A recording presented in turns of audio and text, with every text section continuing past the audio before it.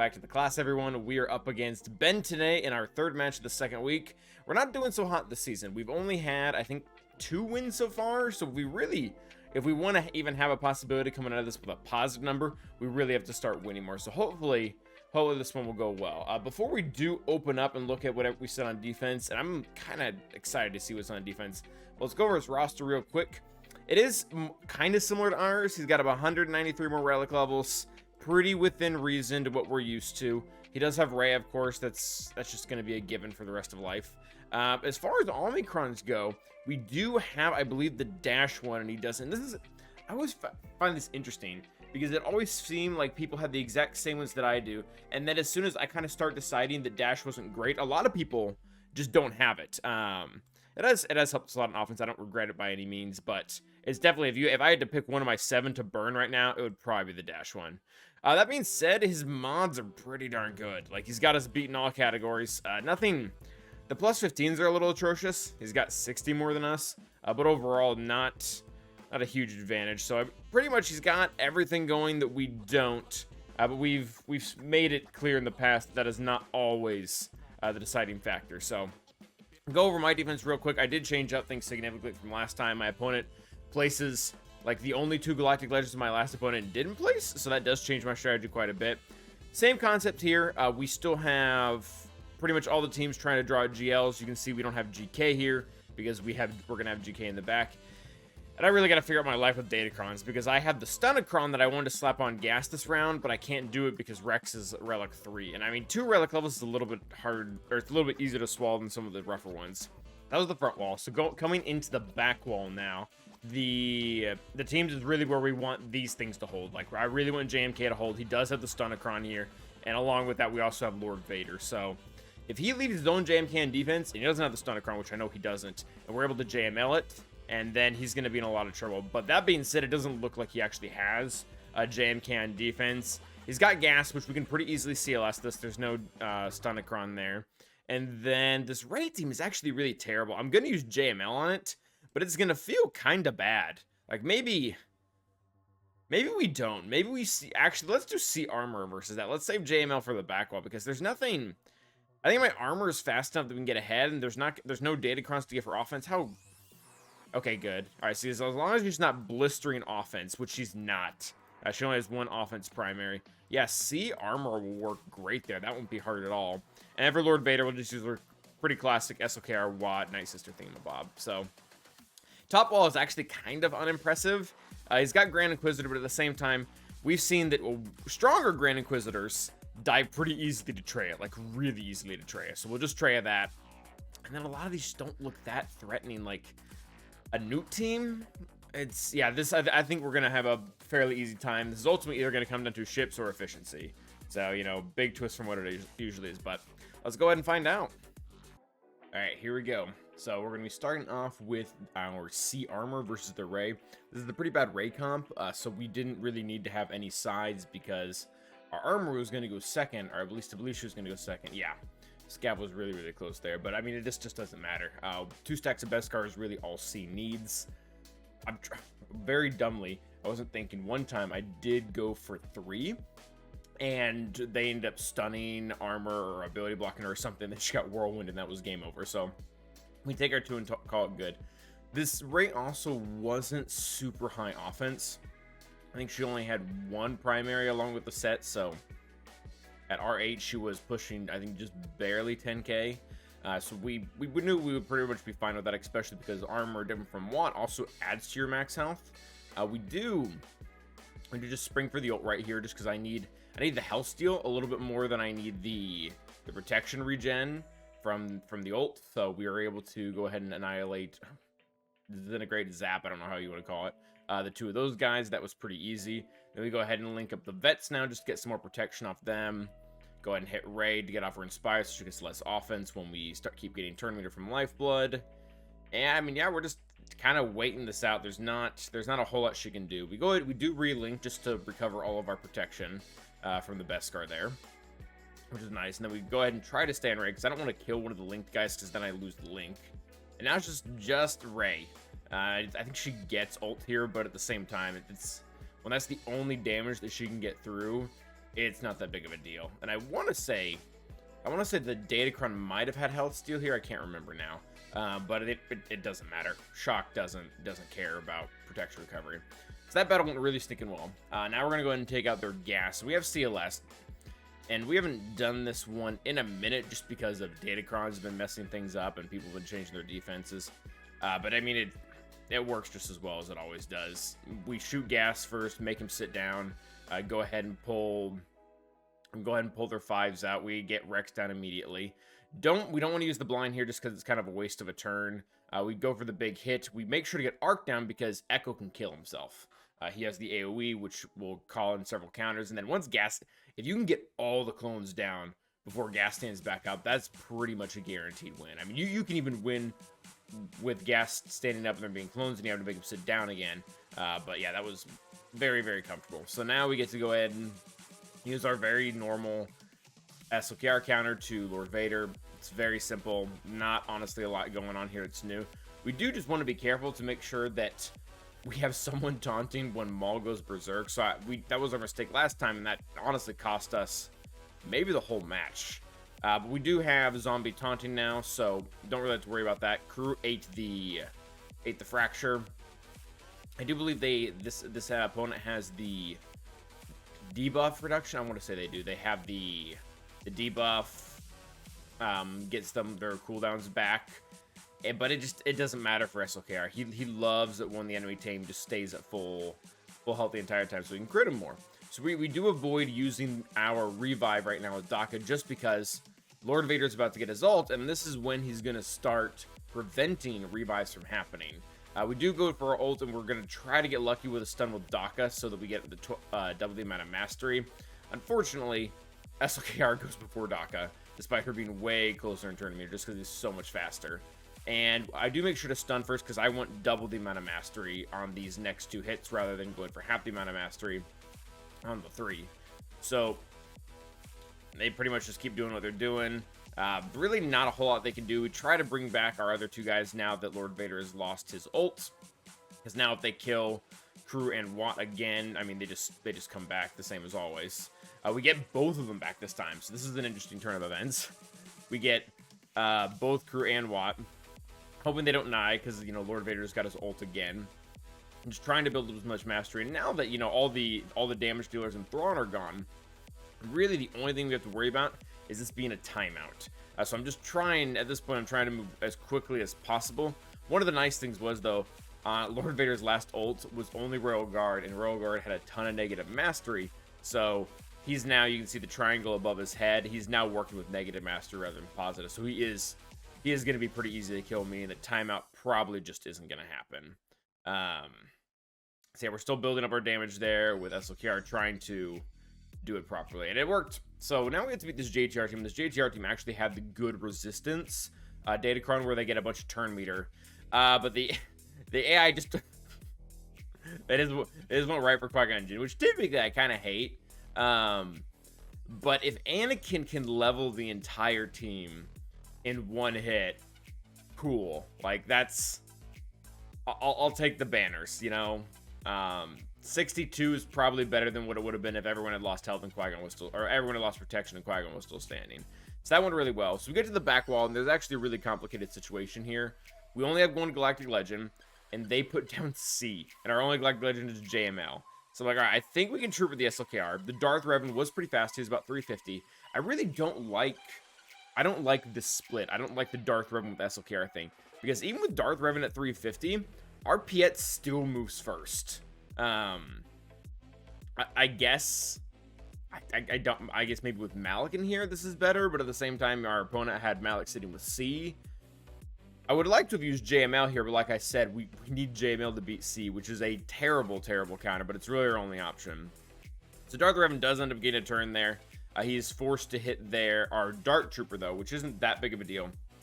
Pretty much what we're counting on here now is getting a ton of kills on Zombie so that we just get a huge amount of damage and can just kill the opponent via AoEs, because that's really all we have going for us now, because now Zombie is perma-taunting, and I don't believe we have a way to replace the perma-taunt with a buff menu, which is really the only way to get around these taunts with Zombie.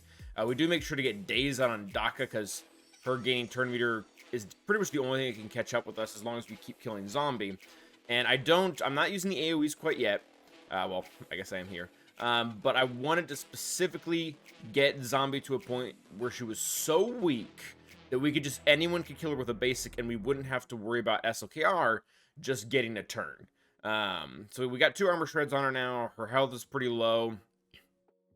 Here in a second, I think now we're just gonna start doing AoEs to make sure that we can actually kill the other characters. And we do. I'll be honest, this wasn't intentional. We do get to a point where we actually are able to kill both Daka and zombie with an AoE on the same exact AoE, which means that her revives don't get to come into play. That was honestly more luck. Maybe there wasn't any luck involved, because zombie's dying from every hit now.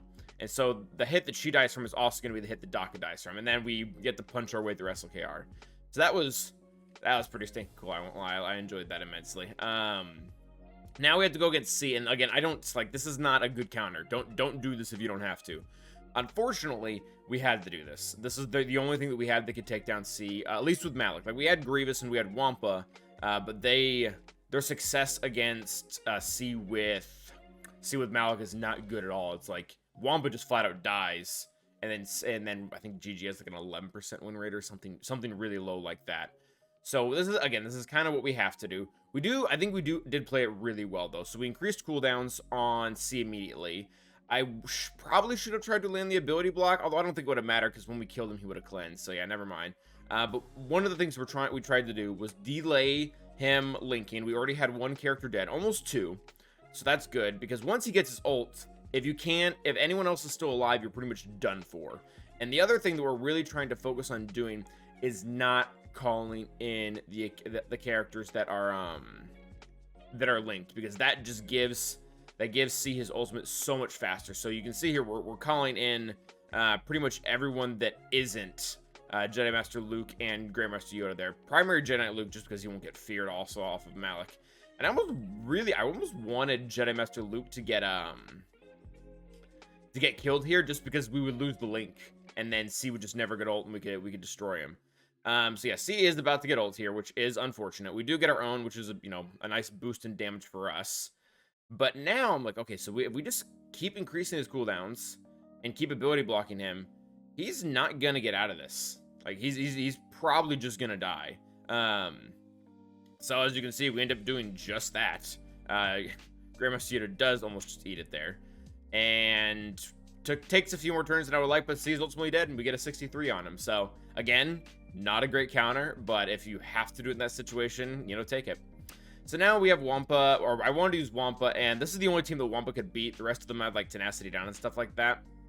And it actually goes pretty well. I've done one Wampa versus Nute battle before, I think, in 5v5s, and it can be a little sketchy, mostly just because the stealth prevents counters, and because we're not countering, we're not gaining turn meter. Because we're not gaining turn meter, we're not gaining offense. As you can see, it didn't really matter this time. Oh yeah, Dredic had 22 dots over there. That was fun. So yeah, Wampa just weathers the storm. I've been told, I've never done it, but I've been told that we're really not supposed to use the Cleanse the Extortion, because then they get more damage. I think that's more of a problem maybe of Django's there, but I mean, it worked just fine. Then we have Grand Inquisitor. Grand Inquisitor does not do well against Traya. Even, like, this is a massive, massive gear disadvantage. So his entire team is Relic. Granted, his Grand Inquisitor is a lower Relic. He's only Relic 3. But this team, like, my Sith trio is only gear 12. Like, Traya, Cyan, and Nihilus are all gear 12, and their mods aren't even that good. Granted, I would argue that Nihilus's mods are very much so irrelevant, just because of how his kit works. Like, he gets stacking health, and he gets turn meter whenever his 2 allies get debuffs. So yeah, I mean, Cyan's taking things pretty well. We annihilate Grand Inquisitor. We did this battle once before, and it was a lot sketchier, and I think the reason why this one went so smoothly is because talent adding to Cyan's max health, I do think makes a difference.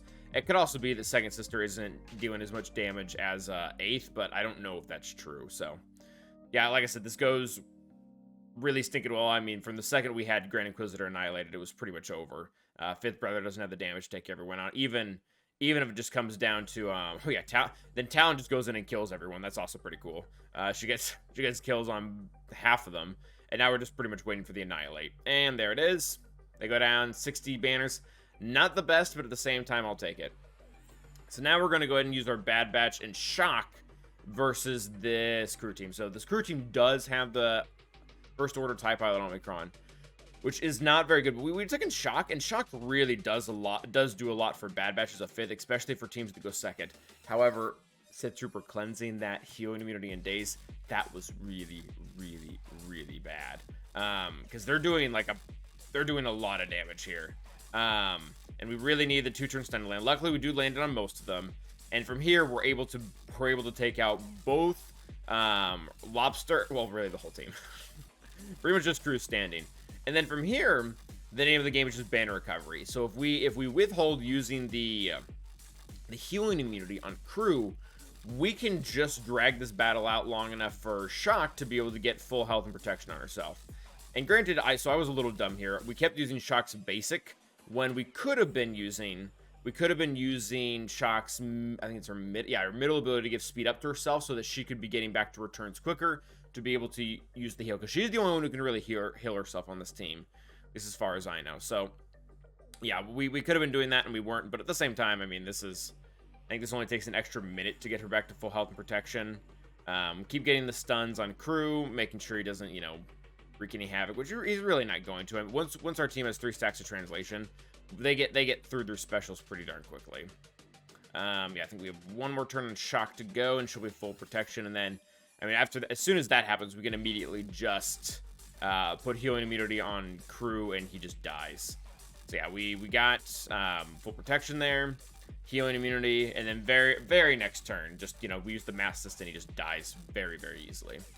Now we're going to go ahead and take in our Nute versus Dash. I don't like this counter either. Irresistible Days on the Grievous team is not good for him. But at the same time, it's all we kind of had left. And the team was really low relics and didn't have the Omicron. So Grievous did just destroyed them. Luckily, they do have a debuff here, so we stole her max health. And R1 L3 does not hold nearly as well as R7 does. And again, Vandor, they don't have the Omicron, so Vandor doesn't get, endless revives. And I mean, that's game. They can't, at this point, there's nothing they're going to be able to do about it. So, yeah, again, R1 Vandor. Sign of Django almost does something. You guys can't see it, but my B1 or B2 almost killed over from that. Didn't end up mattering, as you guys can see pretty clearly here, but he almost did something. One day, Django, one day, JC will do something.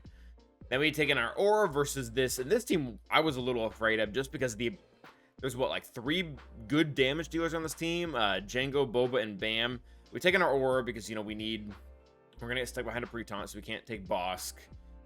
And start immediately going after Boba in a sense, because I don't want, we're going to annihilate Bam. I don't want to have to deal with him. But Boba is the one that scares me the next. Especially if he gets a clear shot, being able to avoid taunt on one of our guys, I'm pretty sure his execute was just going to level the entire team. So we go ahead and play a fun game with the thermals and Zam. We're not going to go for the stun here because the stuns don't matter, because IG is going to cleanse everyone here in a second. So we just go for damage on Boba. Again, the goal here is to get Boba out before he gets a turn. We managed to get, what's his face? We managed to get Bam out immediately. Now I want to get Boba out. So we do go ahead and use the mass assist there just so we can get the extra damage. Now we're able to take Queel out of well, and this is going like stupid well. Like they got a total of 1 turn of Bam, going into his poopy stance. And now, okay, so IG is going to get a turn. We're going to counter him for some turn meter. And now, like, it's just a complete slaughter. I mean, they got a total of, I think, 2 turns in this entire team. And Gear 11 Aura gets the kill shot on him. So that went really well. I will make note the fact that we took our Finalizer versus Rebels, but I had messed up something with the screen. And that battle won't be in here. It went very smoothly. I mean, Finalizer, even our opponent had a good Biston. Even with good Biston, we still move first, and it's still game. So we go ahead and take in our Malevolence versus Empire.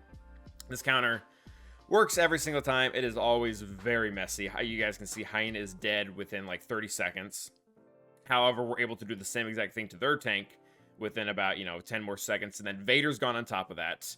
And now I don't want to give them a bunch of free turn meters. So we start going after the prototype here. And then we just use the AoE and they die. So, not great banners, but, you know, that's honestly what I'll have to take at the end of the day. So, now we bring in Rebels versus Raddus. Rebels versus Raddus. And again, this fight is also just very, very easy. They love to have their buffs, and Millennium Falcon, as long as she cooperates, loves to rip off those buffs every other turn. So, don't get great RNG with the assist on the Falcon here. Yeah, their tank is surviving way longer than I would prefer, but she does eventually go down, so that is good for us. We do have to deal with Sarge now, so there's no point in bringing in Cassian. Well, less of a point in bringing in Cassian, because the taunt that we rip off, it's just going to come right back on. So really nothing we can do there about that. They kill our Y-Wing, which that doesn't always happen, but even when it does, it's not really the end of the world. We're slowly getting down Sarge because we kind of have to stick with that. Otherwise, he's just going to keep taunting. As well, I do really like Sarge with Raddus because she has ways of giving him protection back. That was really nice. So, go after their big hitter now. And one of the nice things about half my ships being dazed is the Millennium Falcon is going to be called to assist pretty frequently with the with mass assistance, things of the sort. We go ahead and take down their Falcon, which is pretty easy. Now they get stuck behind the really annoying like taunt thing with the Ghost and the Phantom. So that was really, really nice. Now we're working on their final ship here, and it goes down, and we get a pretty good score. So I don't actually have the final scores to show you guys, but we actually took the loss on this one. Despite one-shotting everything for okay-ish banners, our opponent ended up beating us by 7 banners. I don't know if he was able to like go back and look at the recording and see kind of what we'd used. Even if he did, he was able to, you know, maneuver around that and not take. He was able to execute the counters even if they were a little bit riskier. And I don't really know how I feel about this loss. Like at one time, yeah, it sucks to lose, but like, what was looking back, I'm like, I don't know if I could have done any better. Like, maybe not taking in Dooku, and that would have saved me 2 banners on the Inquisitor team. The word a lot. I don't feel like we took a lot of huge risks. I mean, we took maybe in hindsight changing the GLs that we used on the front wall, but at the same time, I'm just gonna beat myself up for things I had no way of knowing. So fortunately, this is 1 and 2 this week, which means we need to do really stinking well next week. But thanks for watching as always, guys. Remember to like and subscribe, and as always, stay awesome.